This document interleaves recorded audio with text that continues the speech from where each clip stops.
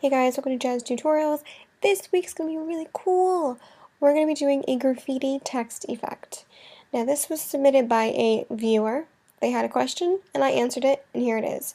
So I'm going to start off by opening a canvas. It doesn't matter what the color of the background is because you're not going to see it anyway, so open a canvas and then you're going to now go and type your text. I'm just going to type in jazzed. And I'm using the stencil font. I believe we've used this font before in a previous tutorial, so I'm going to reuse this tutorial, recycling fonts. And this actually, I think, comes standard with Photoshop or your computer. I'm not sure which it is, but once I loaded Photoshop, I found it in here, so I'm assuming it's standard with my computer. So if it's not in your computer or Photoshop, you can always go to dafont.com and just type in stencil. I'm sure you can find something close to this. But something along these lines would be great to use. Okay, once you've typed your text, I don't know why I have two there, you're going to paste down this texture.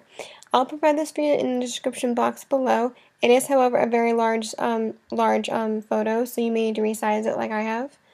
And once you've done so, you're going to then paste on a second texture, and this one is also very large, so you will have to resize this one as well. It's a yellow asphalt texture. I'll again provide this for you in the description box below to download, but if you'd like to use your own, that's cool too. You can always go to deviantart.com or google.com and you can find cool textures of such. Okay, once you open the yellow one, you're going to then hold down your Alt key and you're going to turn this into a lovely clipping mask. And this will then turn it so that it's only on the previous layer, which is our text. This is what you should see. Okay, moving forward.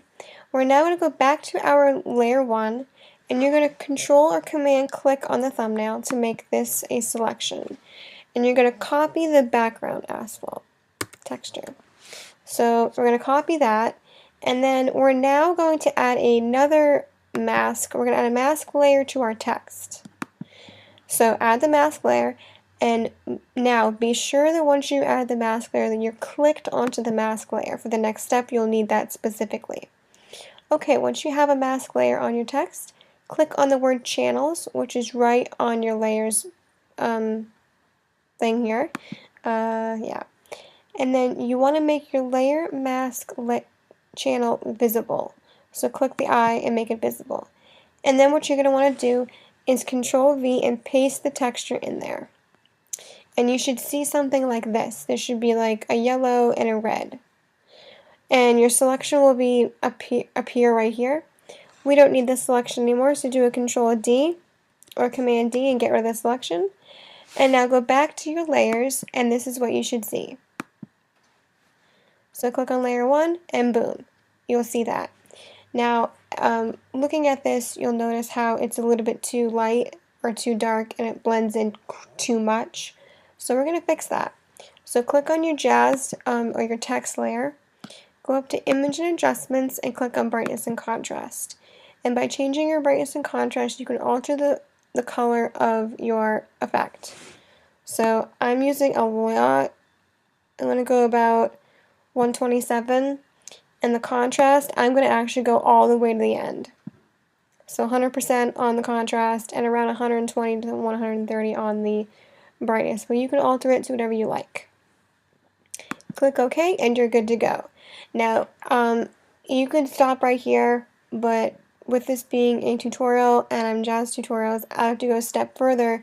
So I then applied the same effects to a new layer above everything, and I just added I'm going to add some cool brushes, some cool like splattery effects, so it looks like someone splattered some paint or something. So I have these in my Photoshop already downloaded, but you can always go to you can go to brusheasy.com and just type in splatter brushes and find some you like and just put them on there. Now I'm using black for the color to start with, but we're gonna, as you know, we're gonna change that, so it doesn't matter what color you use. Let's see. I'll put some of those there. Alright, that looks pretty good. I'm not going to add too much because I don't want to overpower the tutorial, but now I'm going to go back to our layer with the yellow, and we're going to do a Command C, and we're going to control click that, and we're going to paste another one of those above everything. Oops, hold on. Shoot. Control A, C. We forgot to highlight it. Okay. Now we're going to go ahead and repaste that layer. So now we're going to add a clipping mask to that layer, like we did previously, so that it's on top of everything. Okay. Now you don't have to go and do the channels thing, because that was just for the text itself. For adding your brushes and whatnot, you can just go ahead and alter the brightness and contrast on this particular layer, unless you don't want to. You don't have to. Particularly, I don't like to add too much brightness to this layer because it already is overpowering. So around 30 for the brightness, and just maybe like 22 to 20 for the contrast, and there you go. And that's basically it, guys. That's how you do that cool tutorial and how you make graffiti art on the ground in Photoshop. So hopefully you guys found this helpful. If you did, hit my like button. If you really like this tutorial, hit the subscribe button. And if you got any really cool questions or comments or suggestions, comment below or message my inbox. I always try and reply in a timely fashion. So thanks for watching and have a fabulous week.